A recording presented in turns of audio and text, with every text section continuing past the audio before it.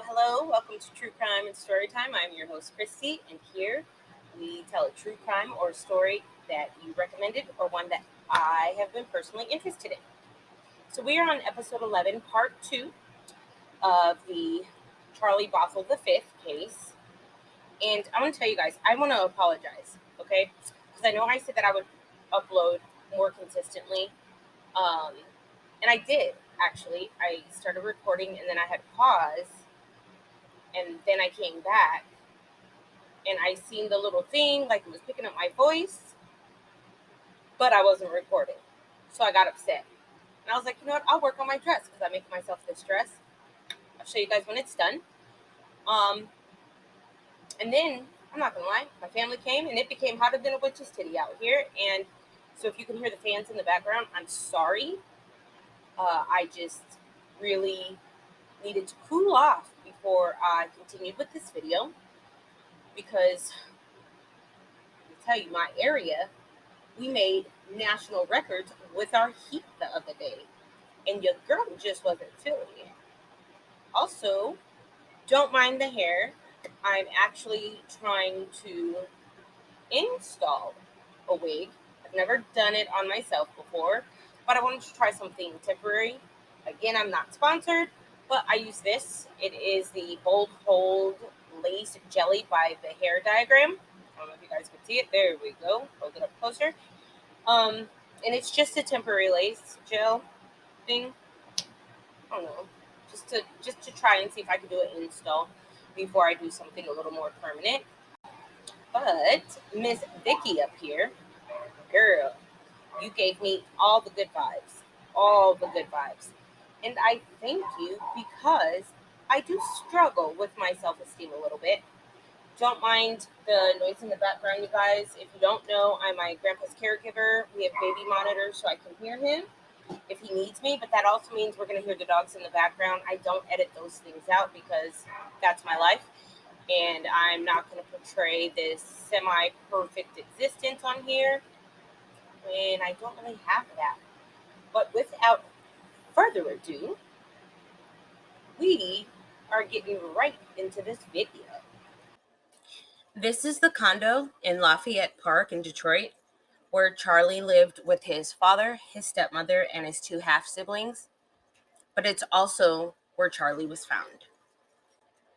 During the execution of the 4th warrant, Charlie was found in a storage container, this particular storage container, hidden behind a barrel with all of these items placed in front and wrappers and food all around as if somebody was trying to conceal him or he was trying to conceal himself from being found. Officers discovered that Charlie could actually get in and out of that place. And this is the restroom in the basement where he would relieve himself. So that way, I'm assuming, there wouldn't be a smell or a mess that made them suspect anything upon searching for him. Continuing on with their search warrant, officers discovered this corridor. And this corridor would lead to a door that had these stairs. Charlie was basically free to roam, and that is why they feel that anytime that they executed the search warrants before, Charlie wasn't found. But they also did note that even upon that 4th search warrant, they didn't know Charlie was there. He didn't scream for help or anything. It wasn't until they removed the barrel. So was Charlie really being held captive? Or was he just running away? The upcoming clip is going to be when I was previously recording, right before I had to pause it, and then I wasn't recording. So I'm going to look different. Don't be alarmed.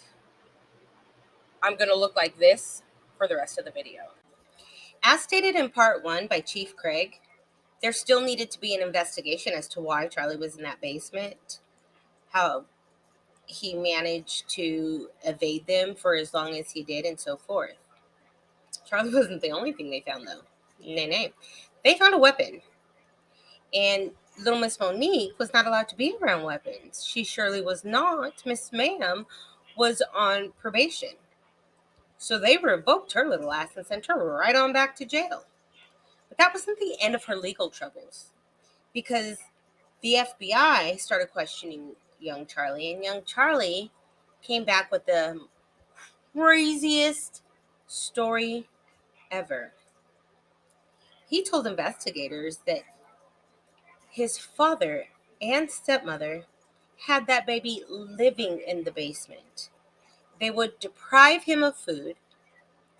His dad would hit him with the PVC pipe and that ridiculous exercise regimen they had him doing. And some of what he was saying had been corroborated by investigators and doctors, because he had markings on the upper part of his body and he had appeared to be very thin. New details emerging tonight in the Charlie Bothuell investigation. His stepmother will spend the weekend in jail before being released on a tether for a probation violation. Meanwhile, we're learning more about signs of physical abuse, marks and bruises found on Charlie's body. Fox News' Amy Lang live now with the latest. Amy. Well, as you mentioned, the mother right now behind me here in the Wayne County Jail. She will spend the weekend here as Detroit police work frantically to get warrant requests to the prosecutor's office. They want to see the arrest of the stepmother and the father.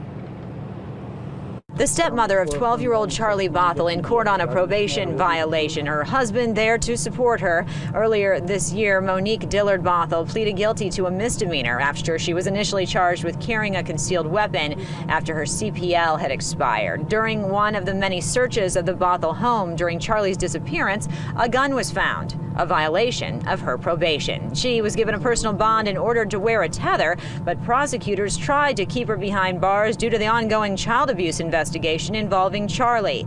Their attorney argued against it. This lady, this family has been through virtual nightmare for the last 2 weeks. It started out with a missing child, and they were frantic. They were looking for this child. She's had no sleep.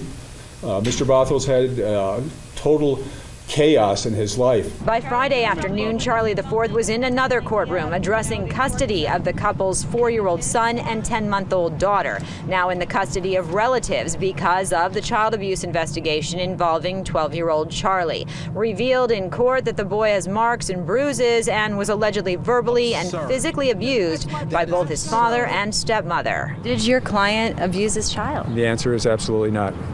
This is all we can say. The problem that my client had is he loved this child too much. Attorney Mark Magidson addressing a number of questions, like the child's strict diet and exercise plan implemented, the attorney says, because Charlie had been obese. Mr. Bothuell, who's a registered nurse, put him on a diet of non-fried foods and an exercise program on an elliptical. The allegations are that he was emaciated before he went missing. And what about the bloody clothes found inside the home? Magidson says simply, Charlie has eczema. He scratched, he put on T-shirts and it was bleeding. That's all that is. What about the allegations he was abused with a PVC pipe? That's false. We don't know anything about that. And finally, allegations his stepmother was hiding him in the basement. I read this petition. It says that Monique took him into the basement and hid him and told him not to come out. Why would she do that? I don't understand that. It makes no sense. How he got down there, why he was there, how long he'd been there, these are answers we don't have. So many answers we don't have, but police have been in the process of talking to Charlie, of interviewing him, and I'm told they've gotten some very good information that has led them to the point where they are now, which is frantically working to get these warrant requests submitted for the rest of both the stepmother and the father. Meantime, as far as their other kids, they do not appear to have been abused, and they were granted visitation, supervised visitation with them. But that could all change because, of course, they are hoping to have warrants and arrests within the next few days. For now, live downtown, I'm Amy Lang, Fox 2 News. Amy, I know that for a time the father was denied all contact with his son. Is that still true? And will the defense attorney for the parents, be allowed to speak to Charlie Bothuell at some point? He said he certainly wants to talk to Charlie Bothuell. Now, whether or not he will have that opportunity, we do not know. The father's not seen him. And right now, as far as that supervised visitation, that only applies to the 2 younger children that belong to both Charlie and Monique. All right, Amy, thank you. based on the story that Charlie V gave, the evidence provided, and the markings on Charlie, both mom, stepmom, and dad were charged with torture and child abuse.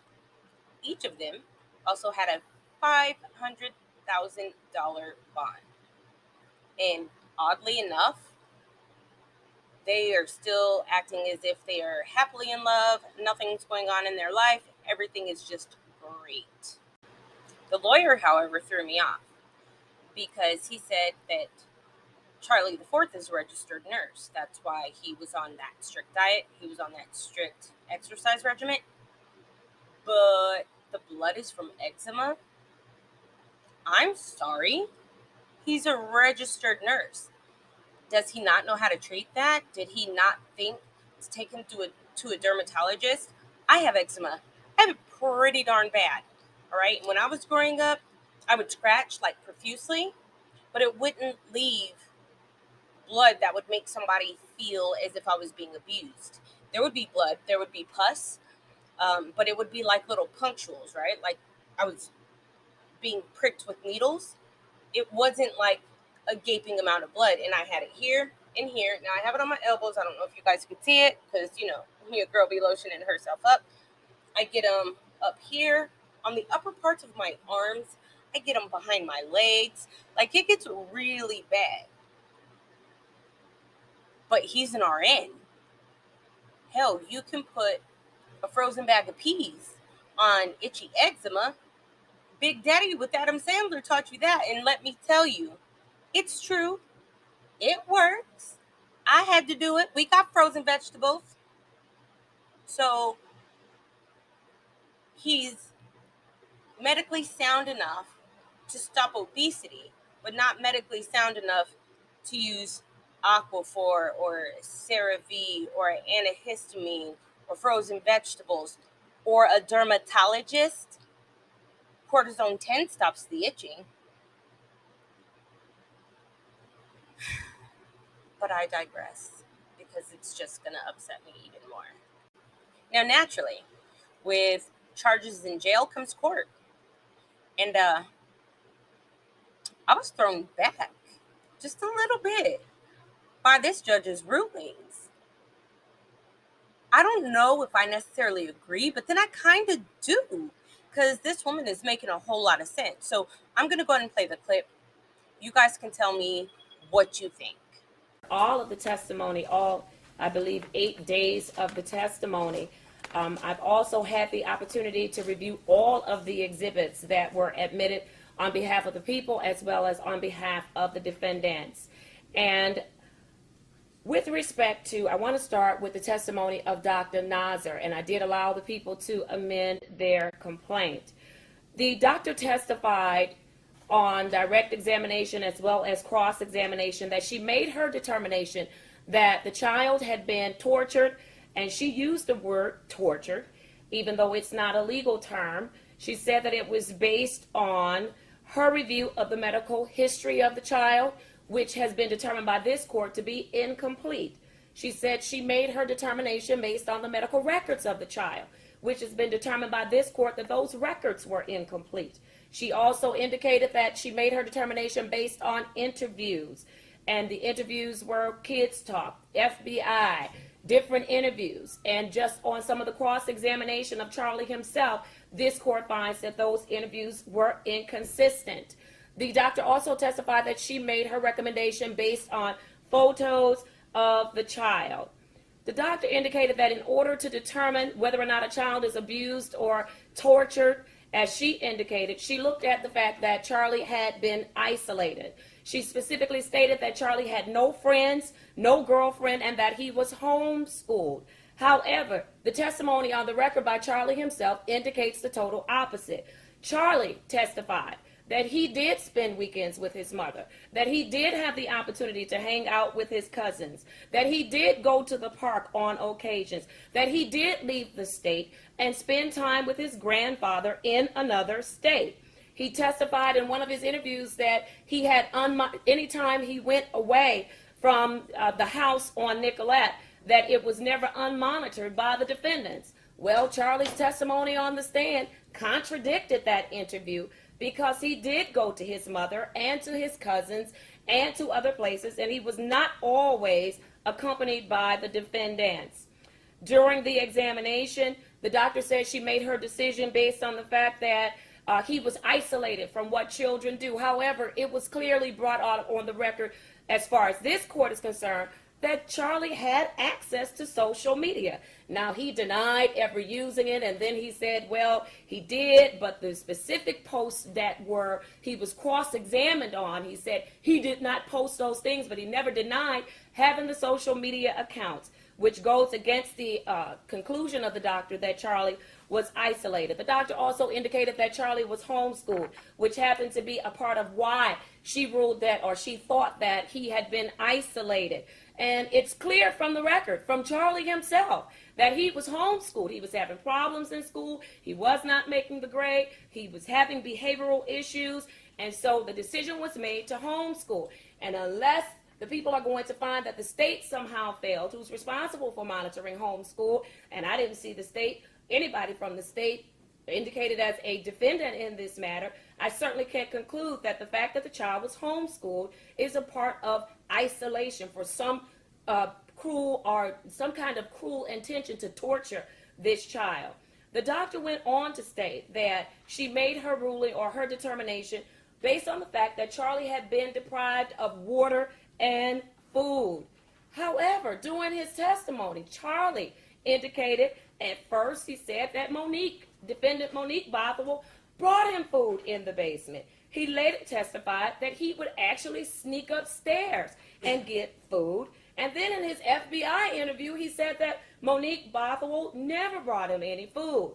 He totally did not tell the truth. It's more than just a child being confused and being afraid.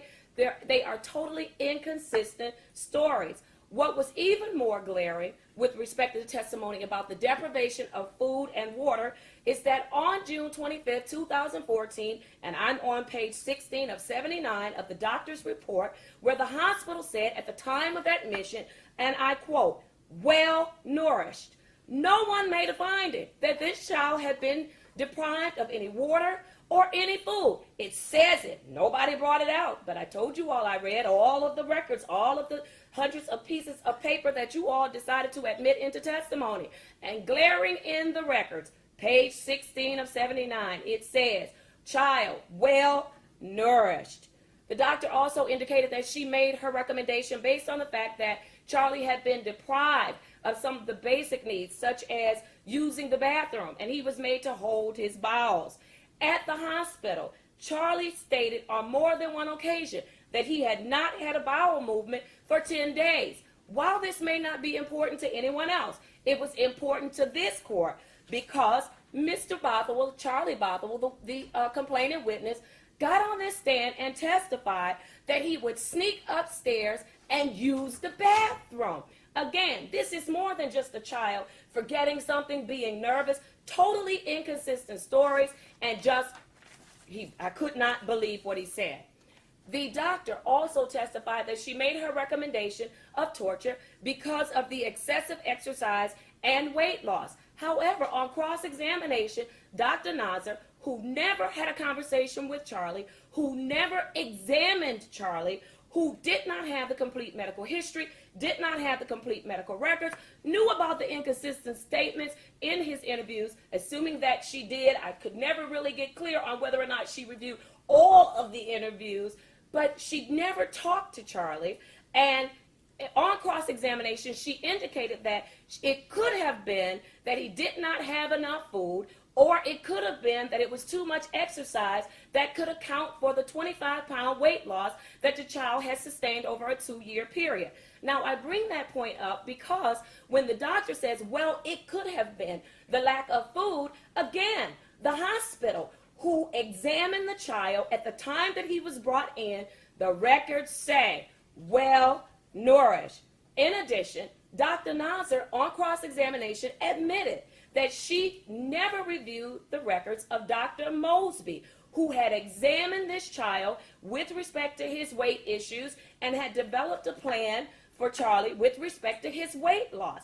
Those things are important if you're going to make a determination that a child has been tortured and that part of your decision is based on the lack of food or excessive exercise. So now it takes us to the basement. In order for me to find that the defendants tortured this child, I must find that there was a forcible restriction of his movements or forcible confinement of his where he could not move about, or they were interfering with his ability to move about. The court cannot find that, and here's why. First of all, I heard officer after officer get on this stand and testify that they searched the house. There was a missing child that had been reported, and they searched the house. Not only did they search the house, specifically, they searched the basement. Not only did they specifically search the basement, but they did it on more than one occasion. There were officers that testified that there were dogs that were brought out to this scene, dogs who never detected Charlie. Now, it's very important to understand that the cadaver dog did pick up a scent of Charlie in the back of the car that was driven by Mr.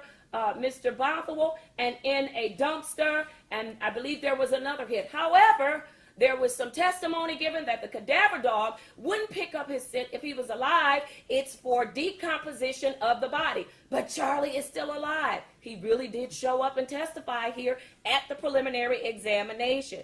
And so in order for the court to find that this child was forcibly confined to a basement, not given food, but then given food, that he was forcibly confined to a basement, that he heard his father looking for him, saw his father looking for him, he testified that his father didn't put him in the basement, yet he never yelled out, yet he never stood up, yet he never made himself known. I just don't believe him. I don't believe that he was in that basement, and as a part of the preliminary examination, I am required to assess credibility. It doesn't get to the finder of fact if I find the witness to be wholly incredible, which is what I found this witness to be with respect to his confinement in that basement. I don't believe that he was there 10 days. I don't believe that they restricted his movement. I don't believe that the police were there and they did this thorough investigation. The FBI, the evidence recovery team, the trace team, the dogs, and nobody found little Charlie in the basement of his home. I just cannot believe it. And so, based on those reasons, I am finding that the people have not met their burden with respect to count one. I am dismissing count one as to torture.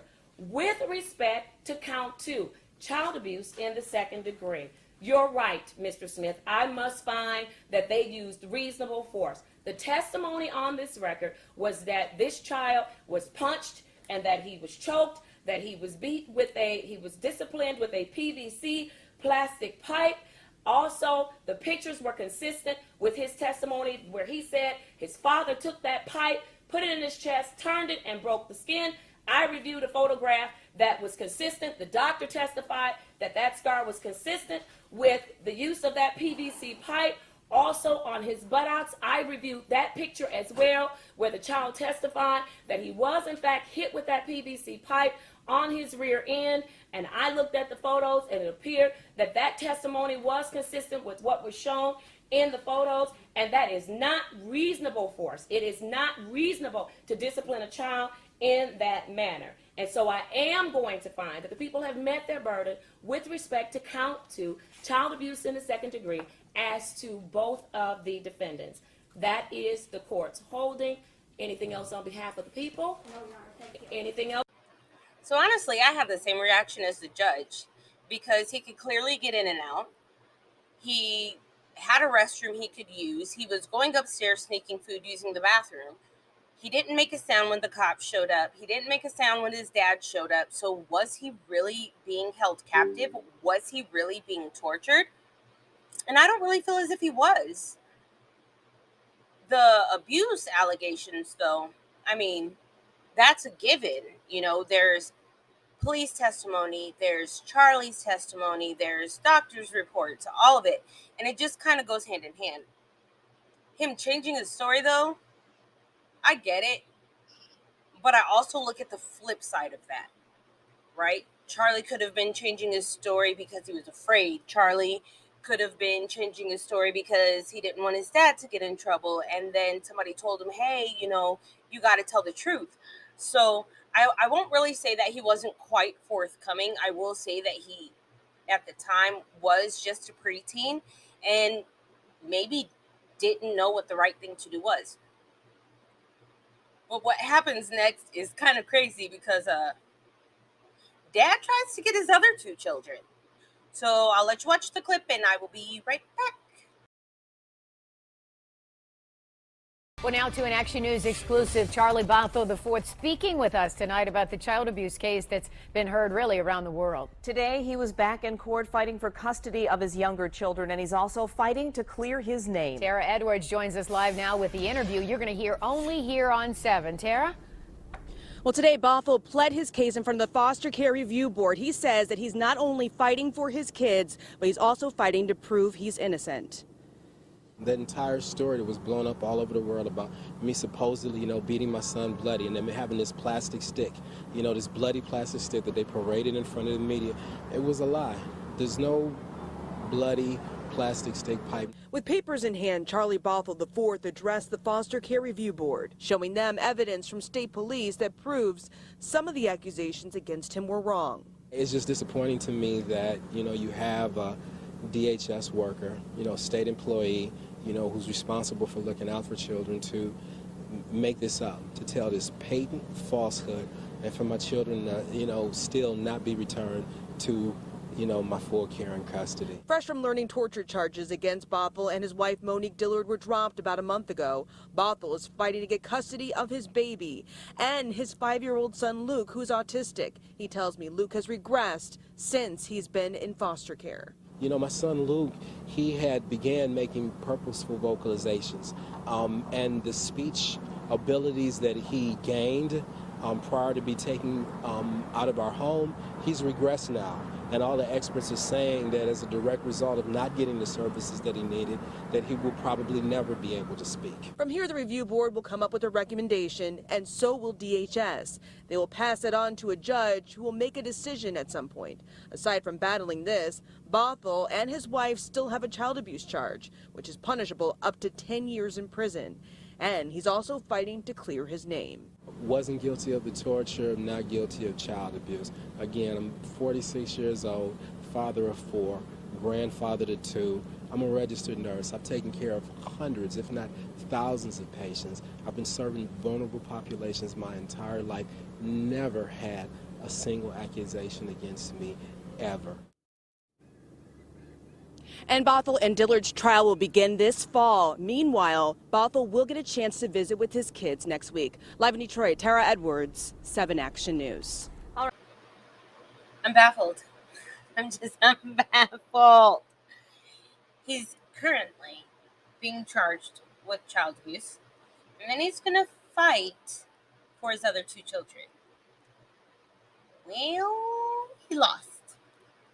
Not only lost those children and Charlie, he lost his wife. She didn't want nothing else to do with him.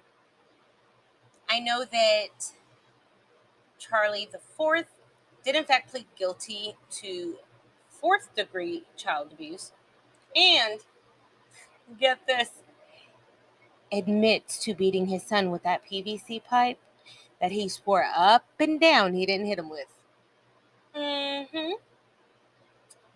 But he pled, so it's no longer 2nd degree per the plea agreement. It's 4th degree.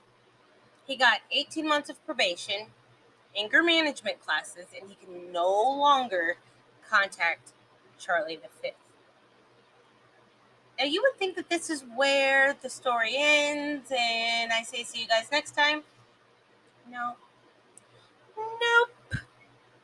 There's more. Because Dad here decided that he wanted to try to sue Nancy Grace and the station for airing his story. Local case that was seen in front of a national audience. How could your son be alive in your basement?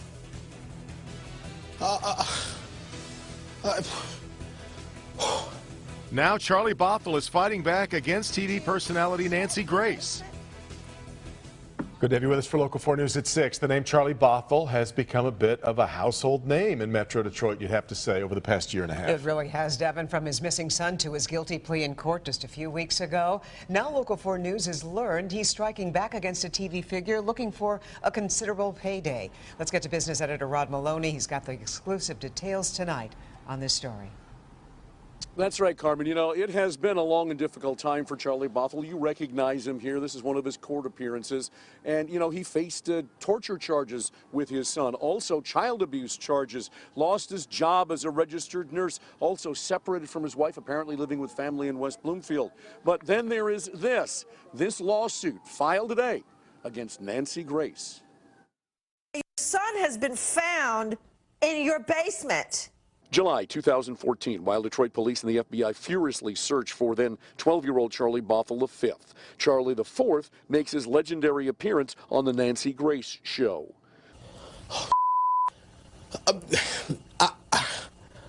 I have no idea. As uncomfortable as that is to watch, Charlie says his brush with Nancy Grace ruined his life, so he's suing her, looking for a payback. The complaint says, quote, the defendants broadcast to the world false information about the plaintiff, evidence and allegations against him, while accusing him of the most heinous possible crime, long-standing torture of his minor child, Charlie Bothuell V. Her saying things like, quote, that there were markings all over Charlie Bothuell V's body that correspond to a particular PVC pipe used by Mr. Bothuell IV to beat his son and make all of those markings on his body. Plaintiff's reputation, economic opportunities, mental and emotional well-being, and his family were all irreparably harmed by defendant's malicious and reckless defamation, end quote. But this video of Charlie's child abuse guilty plea in court last month might prove a problem. He disciplined him and he hit it with him. Yeah. All right. Yes. Let's hear Mr. Bothuell say. Right. Did you hit your son Charlie the fifth with the PVC pipe? Yes. Now, Nancy Grace is known for interesting exchanges with people, as we saw with Charlie. And one of the things that she apparently said along the way is that Charlie Bothuell was a garden variety sadist, and that shows up here in the court filings. So we picked up the phone, we called Nancy Grace's producers in New York, wanted to talk to her, and they said they haven't seen this yet, so they're not going to be commenting on this in the immediate future. Back to you. Rod, I'm just curious, you've got it in your hand. How much money is Bothuell looking for? Well, in any kind of suit like this, Carmen, it starts with a $25,000 threshold, but clearly he's looking for a whole lot more money than that. And in fact, I reached out to him, called him on the phone today, and Charlie had nothing to say about this as well because the case is pending. All right, our Rod Maloney reporting for us live. You guys, I'm really sitting here with my hand on my hip because I have a whole attitude. I scoured court documents, everything, videos, trying to see when and where Nancy Grace was saying all these negative things, and I came across a very interesting video that I'm about to play, and then I'll kind of wrap things up. I was speaking with the father, and he said to me, would I lie about this? Would I go on the Nancy Grace show if I was making it all up? It doesn't make sense to me that they would be shuttling the child back and forth and the father go to the FBI and the police looking for the child and come on our show where he can fully expect to be grilled like a barbecue if he were intentionally hiding the child. We've been on the lookout for him. We searched that entire house repeatedly. The FBI searched, the Detroit police searched. We've all searched. Oh, God, they brought dogs, everything. Everybody is searched. What? Oh, God, my son. I really don't believe that father would have gone to police, FBI, and gotten a grilling on the Nancy Grace show if he had been voluntarily forcing the child to live in the basement. The case takes a stunning turn. Daddy's polygraph, inconclusive. Mommy refuses a local police polygraph. Bombshell tonight. I asked the dad about reports that his polygraph results came back as inconclusive. He said, hook me up. I'll take a polygraph on your show. I have nothing to hide. The father says that he wouldn't take a local polygraph because he didn't trust the police. and that lawyers told the stepmother not to take a polygraph. The father told me that the stepmom refused to give a poly to the Detroit police. He said he was given one by the FBI, but she, however, was not asked by the FBI to give a polygraph. You know what? If my child was missing, you'd have to chain me up to keep me from taking a polygraph so the investigation could move on. I spoke with the dad briefly last night. I got the sense he really wanted to talk, but he was respecting the advice of his attorney and chose not to. Can you just tell me whether you have seen little Charlie yet? I have not.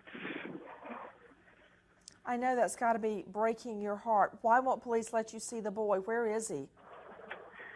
And you know, I'm breaking a no comment rule, but I was briefly on the phone with him when he called my mother, and I need to go now because I'm not listening to the. Charlie, I emotional. understand. I understand what you're saying, and I wish your son and all of you the very best in this matter that is still perplexing so many.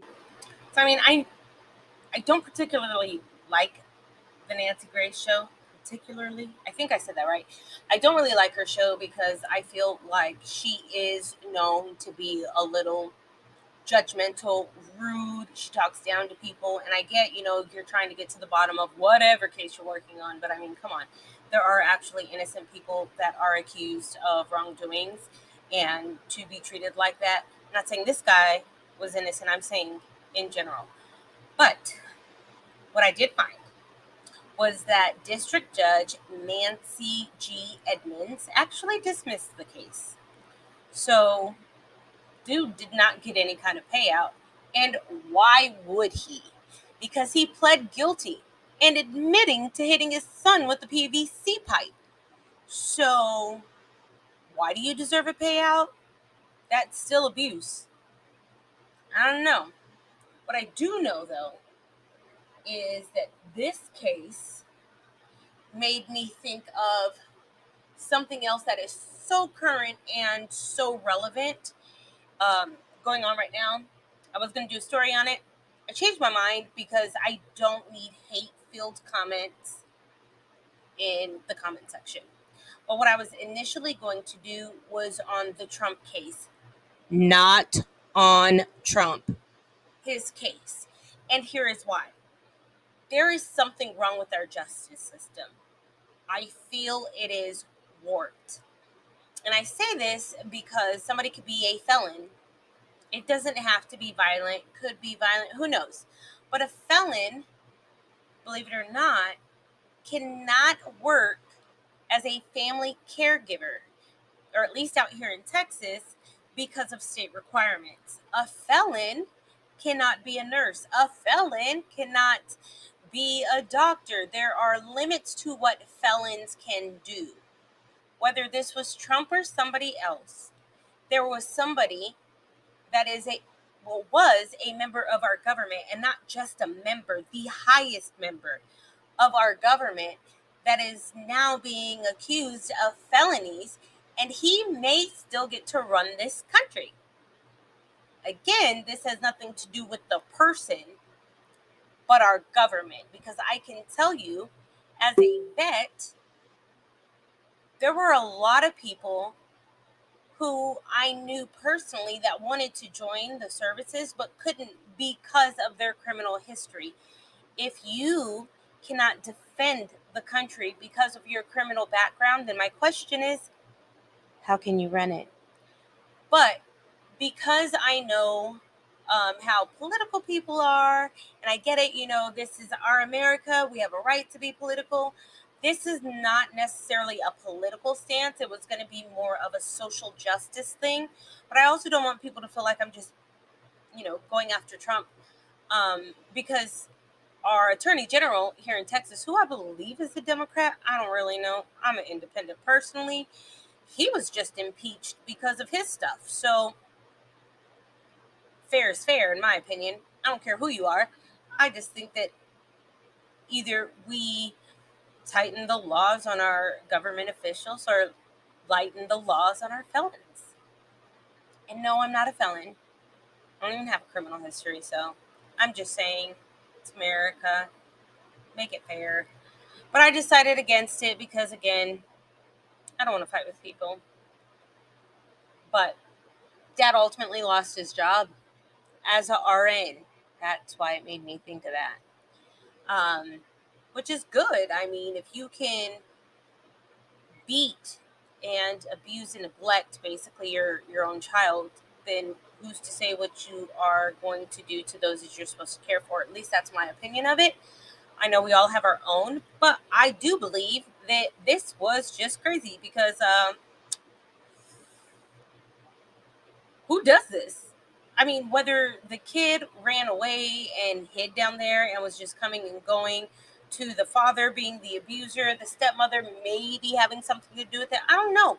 It's all crazy, and I just don't know how people live their lives with that kind of chaos. But let me know what you guys think in the comment section below. Don't forget to like, share, subscribe, stop being a visitor, be family, And it's still hot, guys. Still hot. But I will do my best to make sure I'm getting through these videos even in the heat. See you guys later. Bye.